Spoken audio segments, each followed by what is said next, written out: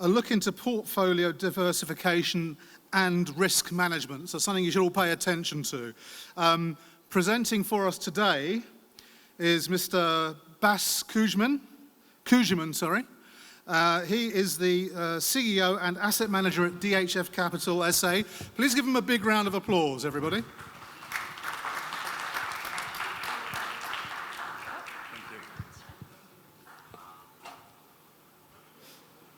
Everybody, here's Bas.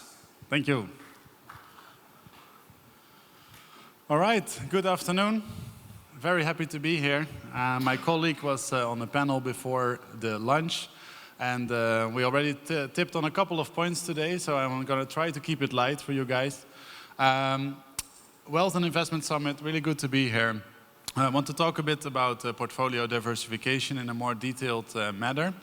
And risk management, a software tool that we are using within DHF, and I want to give you a little bit of a scene behind the curtain in our firm.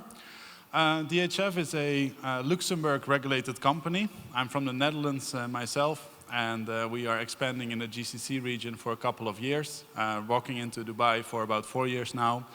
And yeah, really good to see also our financial efforts here in the GCC region expand. A bit of a summary. I want to talk about diversification and the importance of it. I think everybody knows it's very important not to stick to one asset class, but I want to give a bit more insights. Some risks that are involved with investing, building a diversified portfolio and how to spread that risk, showing a little bit more about portfolio returns and how to track them and the metrics that we are using for it. So a nice few charts on that, our risk management software and the framework that we use. So let's go through it. So very important of diversification. It's nice, it's a huge screen. You guys may be even able to read it all the way in the back. I can send this later to you guys as well.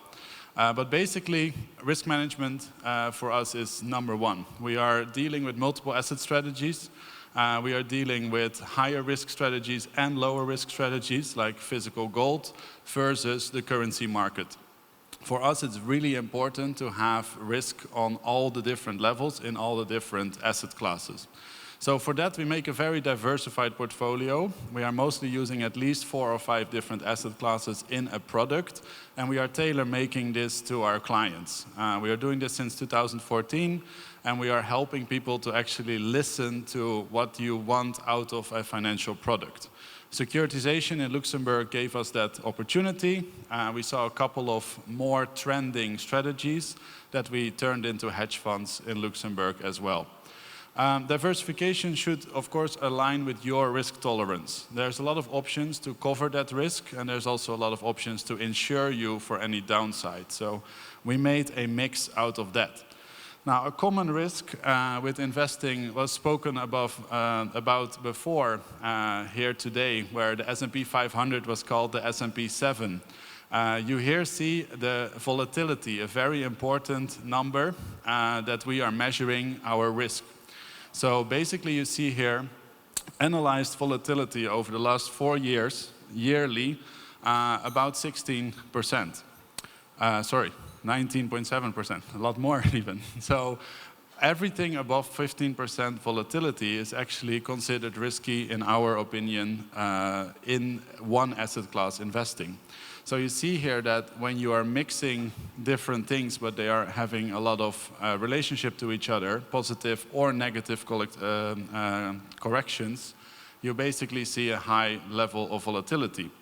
Now, this risk can be changed by diversification. As we all know, you can build a diversified portfolio. For example, currency markets, mixing it with world equity, mixing it with precious metals, and mixing it with bonds. For example, here we used 4 different indexes from the MCSI. So what we did here is we are measuring the volatility on your portfolio if you would only invest in one of those 4 topics. For example, currencies or world equities are more common to invest in. So world equities 18.2% if you would only choose to invest in stocks.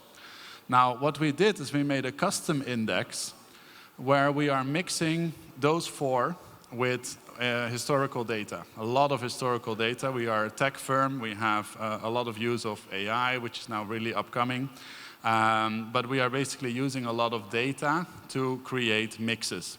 So we have created a mix, and I can give away that it's roughly about 50% liquid currencies in major markets. It's roughly about 20% of stocks, it's roughly about 10% of metals, and it's roughly about 20% of safe products in the money markets. If you mix that volatility together, the new benchmark is about 18.9. It's still on the higher level when you're seeing that most of it is in the higher risk volatility. US stocks and the currency market can be volatile over some months more than others. So that benchmark we took and we came to about 19%. Now, what we did after that is we are saying this is if you don't make rebalancing of your different strategies. So rebalancing on a continuous mode is very important. And then one of our strategies that is up for about 18% yearly ROI, it's about 4.4% volatility. So we get to a very low volatility by constantly rebranding the benchmark and constantly reinvesting the little bit of profit you have in one asset class into the asset class that was losing. So there's an old saying that we believe in trading is true. Don't invest in your losses, but invest in your wins. In our case, we don't know how long a win will stay a win.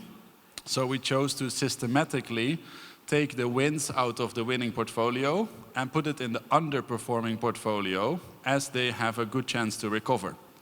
And this creates a very low volatility and therefore a very low risk product. With this strategy, we have 4 years track record where every month ended in positive. So, of course, not on every asset class, but in the mix, always the returns were positive at the end of the month. Now, if you track those portfolio results, there's a lot of dots here on the screen. So I took different strategies, alpha, gamma, and forex, and spreaded them over the S&P 500 returns. So if you look here to the volatility and the returns, you see that there's no correlation. If there would be correlation, you probably have seen those graphs. The dots line up, and they go one way, up for positive correlation or down for negative correlation. So only if you look to Forex as a pure currency portfolio, you see the dark blue dots. It kind of looks like that downward line. Still not straight, it's still diversified because there's a little part of money markets in there as well. But you basically see that the more the S&P 500 would give you in returns, the lower the fund would perform. That's a negative correlation. What we want is we want actually no correlation. We want, it doesn't matter if the stock market goes up or down. We want all those dots be spread all over the place to create returns in the positive side. There's no negative. Also get them in the positive side combined with the S&P 500 and therefore a low risk of your portfolio. Now, a little bit more about how we do that on the risk management side. One of them is that we are using a lot of software that we are using on 5 different levels that I will talk to in a bit. Basically, we have a framework where we are saying there's a daily loss per trader per asset class, for example. There's also a loss per trade. There's a loss per equity. So there's a lot of different risk parameters that are being put in to safeguard the assets. Then we diversify that into non-correlating assets. So not that if the stock market goes down, your portfolio still takes a hit. So the moment that we saw 2-3 weeks ago, the gold price rising very rapidly, at the same time as the S&P coming down. It's a very simple example of what we saw in the last couple of weeks. Now, this framework needs to be automated, in our opinion. It's really, really hard to do this on a manual level, and it's very costly to do it on a manual level, not only in human resources, but it's also very costly in based off transaction cost. So we have built a framework with multiple liquidity providers that are supporting different asset classes where we can switch very quickly without having all those extra transaction costs and banking costs in between. This is, for example, a suggestion of the framework. So we first diversify in assets, the asset diversification. After that, we are putting a lot of trading limits. I can make rules that, for example, 2 traders working on US equities, if they take the same trade, only the first trader's order will go to the order book, and the second one will be ignored. We can say that if one trader thinks it's going up, the other one's going down, we take both orders, we are hedged, we have very low exposure, and one of them will be right maybe for the long run, the other one might be right for the short one, so they can still both win. So we are taking a lot of trading limits and a lot of choices there to avoid an overly exposed asset class. Then we take group limits. People work together, and we have seen that there's also a lot of psychology in trading. We all know that trading is basically 10% trading and 90% psychology, and out of that 90%, a lot of waiting. Now, people, when they wait, they talk to each other. So before COVID, we had trading floors, and we saw a lot of orders were similar to each other. And we basically saw it's just the coffee machine time when traders talk to each other, share ideas, and at the end go back to their desk and put in the same order. So our assets system would then take less of those orders to get less exposure into that certain asset class.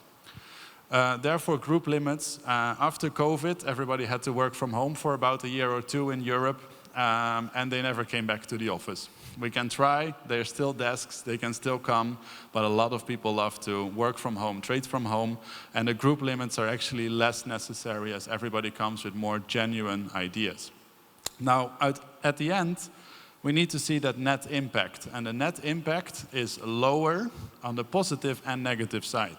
Looking at risk, most important on the negative side. So if one trader has a 1% daily stop out, he's maybe part of a portfolio that has 10% of the equities, so it's 0.1%, which is only maybe 10% part of the total net assets under management for the client. So therefore, the net impact of that one person making a mistake is extremely low. And there, we let the algorithm work with the winners, where we cut the losers short.